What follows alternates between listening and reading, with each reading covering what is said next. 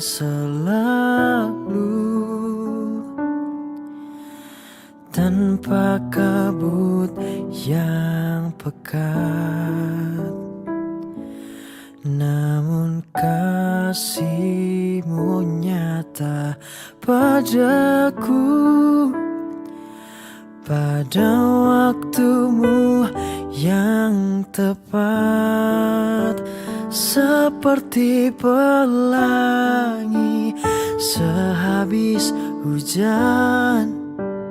Itulah janji setia-Mu Tuhan.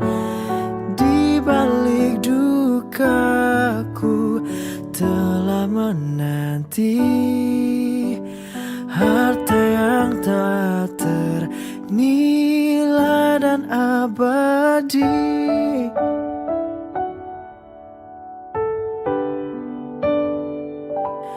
Mungkin langit pun tak terlihat, tertutup awan tebal, namun hatiku kan tetap kuat oleh janji-Mu yang kekal, seperti pelangi sehabis hujan. Itulah janji setia-Mu Tuhan. Di balik dukaku telah menanti harta yang tak ternilai dan abadi, seperti pelangi sehabis hujan. Itulah janji setia-Mu Tuhan. Di balik dukaku tahanlah menanti harta yang tak ternilai dan abadi.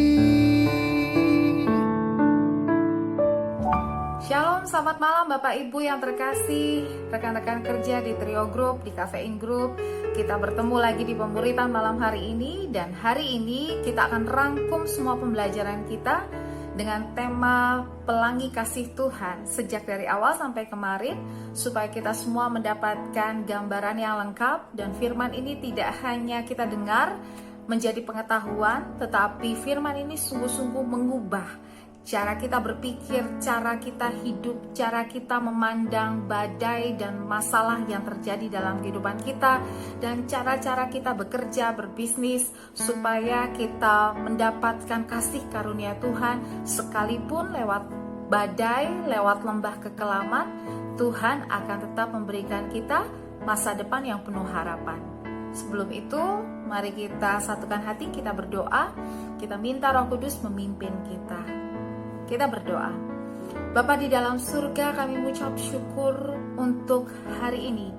Sepanjang hari Tuhan sudah menolong, memberkati, bahkan mencukupkan kami akan segala sesuatu yang kami butuhkan. Terima kasih Bapa untuk semua kebaikan dan kemurahan-Mu. Malam hari ini kami rindu untuk diajar lagi oleh firman-Mu.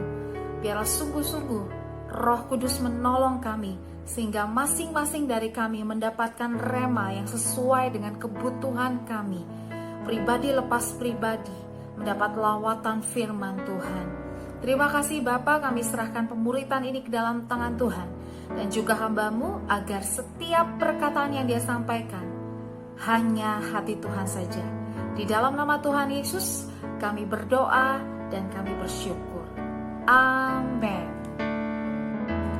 Saudaraku, minggu yang pertama kita belajar bahwa murka Allah itu nyata dalam kehidupan manusia. Murka Allah itu bisa terjadi dan bisa menimpa manusia, karena murka Allah itu adalah otoritas Tuhan. Bagaimana Dia ingin manusia yang Dia ciptakan itu hidup sesuai dengan ketentuannya. Tetapi kadang manusia itu menyimpang banyak ke kanan dan ke kiri dan berharap bahwa dia tidak mendapatkan konsekuensi apapun dari Tuhan, Sang Pemilik kehidupan. Jadi kita belajar bahwa kita harus berhati-hati dalam setiap langkah kehidupan kita. Jangan mencobai Tuhan, jangan membuat Tuhan murka. Berjalan pada kebenaran, melakukan bagian kita, tugas tanggung jawab kita itu seperti untuk Tuhan dan bukan hanya untuk kepentingan kita sehingga kita asal-asalan. Itu yang pertama. Lalu kemudian kita belajar bahwa Nuh itu mendapatkan perkenanan Tuhan. Hari-hari ini kita jauh lebih membutuhkan perkenanan Tuhan, kemurahan Tuhan atas hidup kita, daripada sekedar berkat, sekedar mujizat, sekedar jalan keluar bagi masalah yang kita hadapi. Karena apa? Karena perkenanan Tuhan, kemurahan Tuhan itu memungkinkan kita untuk mengalami kebaikan, mengalami perlindungan, mengalami pertolongan dalam kondisi apapun yang terjadi di dalam dunia ini. Tetapi kita belajar dari Nuh bahwa perkenanan Tuhan itu tidak otomatis. Mentang-mentang kita KTP-nya itu Katolik, Kristen, lalu kita itu mendapatkan perkenanan Tuhan. No, perkenanan Tuhan itu datang pada kita ketika kita melakukan bagian kita, yaitu yang pertama, kita hidup benar. Berarti kita itu berjalan di atas kebenaran, tidak menyimpang ke kanan dan ke kiri. Lalu kemudian yang kedua, kita hidup berbeda dari cara hidup dunia, dari cara hidup orang-orang kebanyakan. Kita memilih untuk hidup seturut dengan kebenaran firman, seturut dengan kehendak Tuhan. Lalu kemudian kita juga belajar bahwa kita itu harus masuk dalam perjanjian dengan Tuhan supaya kita bisa menikmati janji-janji Tuhan.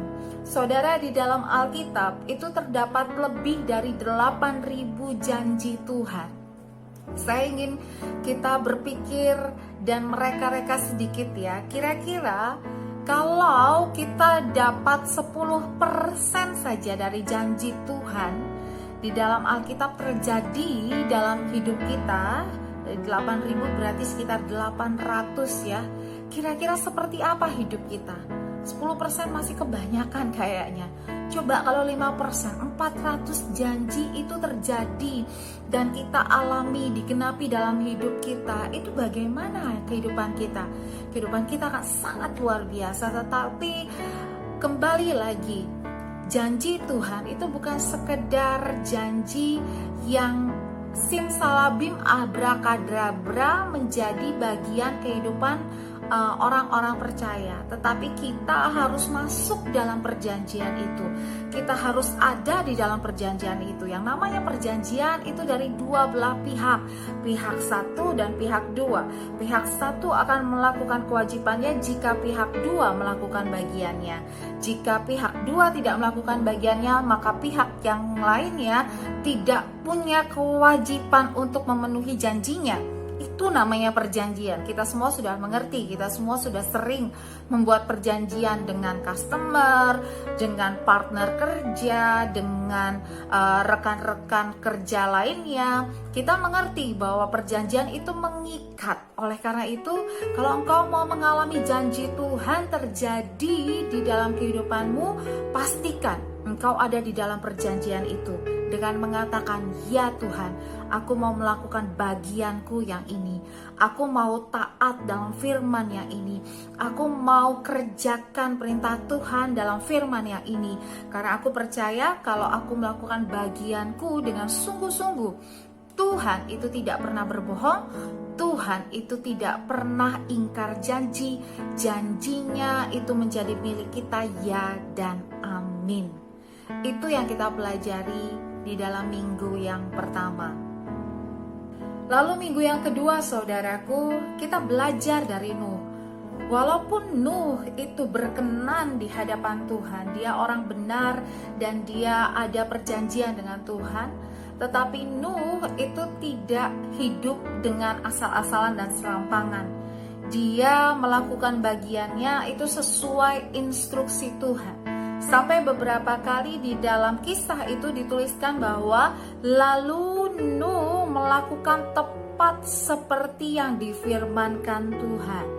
Saudaraku, kita terus-menerus berdoa hari-hari ini di dalam pandemi yang menyulitkan dari segi kesehatan, dari segi ekonomi, dari segi bisnis usaha, dari segi apapun itu sangat menyulitkan. Kita itu terus-menerus meminta Tuhan supaya kita diberikan ide kreatif, diberikan hikmat, kita diberikan terobosan, kita diberikan jalan-jalan yang baru, kita diberikan pintu-pintu yang dibukakan. Saudara, itu yang kita minta, tetapi kita tidak bisa ongkang-ongkang kaki, kita tidak bisa santai-santai, kita terus harus mendekatkan diri kepada Tuhan supaya setiap kita itu bisa mendapatkan instruksi Tuhan yang jelas. Saudara, bayangkan kalau setiap leaders di tempat kita itu bekerja berdasarkan instruksi Tuhan. Karena instruksi Tuhan, karena digerakkan oleh roh yang sama, roh kudus yang sama, hikmat yang sama, kebijaksanaan yang sama, masing-masing leaders itu akan digerakkan itu dalam kesatuan.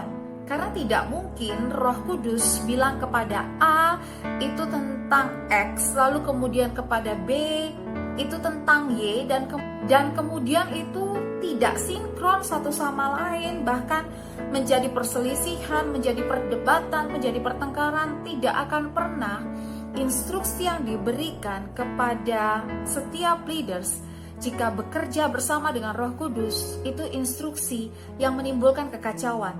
Karena Roh Kudus itu teratur, Roh Kudus itu sangat organized. Jadi kalau dia memberikan hikmat kepada si A sesuatu, lalu kepada B sesuatu, ini pasti matching dan tujuannya pasti tujuan yang terbaik. Oleh karena itu, yuk hari-hari ini para leaders terutama minta Tuhan untuk memberikan instruksi yang jelas, instruksi yang lengkap. Karena Nuh itu mendengarkan instruksi Tuhan yang jelas dan lengkap setiap harinya selama dia membangun bahtera itu lebih kurang 70-100 tahun. Jadi bukan berjalan dan mendengarkan instruksi Tuhan hanya sehari, 2 hari, seminggu, 2 minggu. No, dalam waktu yang lama dia terus-menerus mengikuti instruksi Tuhan. Dan instruksi Tuhan yang tepat dan dia lakukan secara tepat itulah yang menyelamatkan dia. Karena bahtera yang dia bangun itu tidak mengandung resiko kecelakaan ketika sungguh-sungguh dibangun sesuai dengan rancangan Tuhan. Oleh karena itu, kalau setiap kita mau melihat pelangi kasih Tuhan terjadi dalam kehidupan kita, tetapi sekarang kita mengalami badai, dengarkan instruksi Tuhan, minta instruksi Tuhan, dan sungguh-sungguh kerjakan tepat seperti yang Tuhan firmankan. Dan itu akan menjadi bahtera yang menyelamatkan keluargamu, yang menyelamatkan keuanganmu, yang menyelamatkan ekonomimu, yang menyelamatkan kesehatanmu, dan menyelamatkan usaha bisnis pekerjaanmu, apapun tantangannya hari-hari ini. Lalu minggu yang ketiga, kita belajar saudara, bahwa selama badai ini berlangsung, selama hujan itu turun, penting bagi kita untuk tetap ada di dalam proteksi ilahi, di dalam perlindungan Tuhan, di dalam covering, shield dari Tuhan yang menudungi setiap kehidupan kita sehingga kita aman.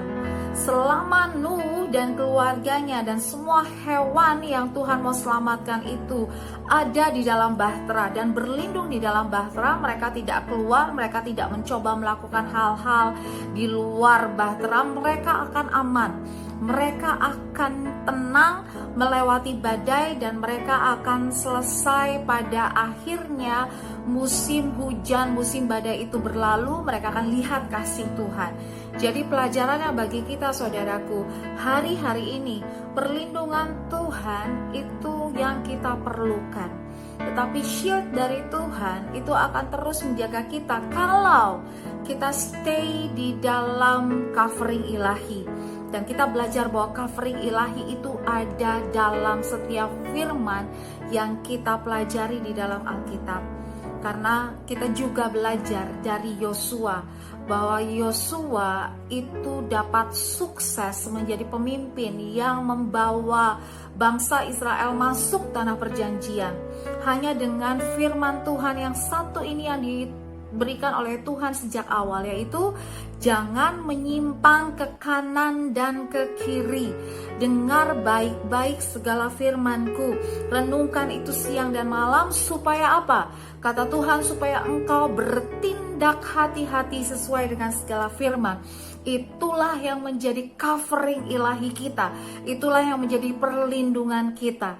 Kalau kita menyimpang ke kanan dan ke kiri, itu artinya kita meresikokan diri kita sendiri atas serangan musuh, atas masalah, atas tantangan yang terjadi di luar covering ilahi.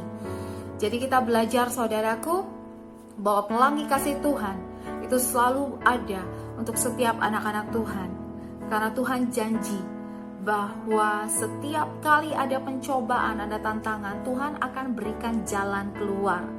Tetapi kita harus tahu bagaimana kita bersikap, bagaimana kita bertindak selama masa-masa badai, selama masa-masa hujan besar, hujan lebat itu, supaya kita bisa selamat melewatinya dan sampai akhir kita bisa melihat pelangi kasih Tuhan, pelangi kemuliaan Tuhan bersinar dan membawa kita masuk pada kemenangan demi kemenangan yang Dia sediakan. Mari teman-teman yang terkasih, kita akhiri pemuritan malam hari ini. Kita sama-sama naikkan doa kita. Bapa yang baik, kami bersyukur untuk setiap firman yang sudah disampaikan. Mohon Tuhan Roh Kudus-Mu untuk mengajari kami lebih lagi, supaya firman ini sungguh-sungguh menjadi modal kami. Karena apa yang kami hadapi bukan cuma pandemi yang saat ini terjadi, tetapi tahun-tahun ke depan selalu ada saja masalah dan tantangan yang terjadi di dunia ini, yang terjadi dalam kehidupan kami. Biarlah firman ini menjadi kekuatan kami, sehingga kami tahu bagaimana caranya kami keluar dari setiap kesulitan dan masuk dalam pelangi kasih Tuhan. Kami naikkan syukur kami naikkan pujian kami di dalam nama Tuhan Yesus, nama di atas segala nama, yang mengajarkan kami berdoa. Bapa kami di dalam surga, dikuduskanlah namamu, datanglah kerajaan-Mu, jadilah kehendak-Mu di bumi seperti di surga. Berikanlah kami pada hari ini makanan kami yang secukupnya, dan ampunilah kami akan kesalahan kami, seperti kami juga mengampuni orang yang bersalah kepada kami. Dan jangan biarkan kami masuk ke dalam pencobaan, tetapi lepaskanlah kami daripada yang jahat. Karena Engkau yang punya kerajaan dan kuasa dan kemuliaan sampai selama-lamanya. Amin. Mari arahkan hatimu, terima berkat yang terbaik dari Tuhan. Anugerah yang terbaik dari Bapa di sorga, cinta kasih dan pengampunan dari Tuhan Yesus, penyertaan, hikmat, pengajaran Roh Kudus akan memimpin engkau sekalian mulai dari malam hari ini sampai Maranatha, bahkan sampai selama-lamanya. Yang sudah diberkati sama-sama katakan amin, amin. Selamat istirahat saudaraku, maju terus dalam Tuhan. Tuhan Yesus memberkati.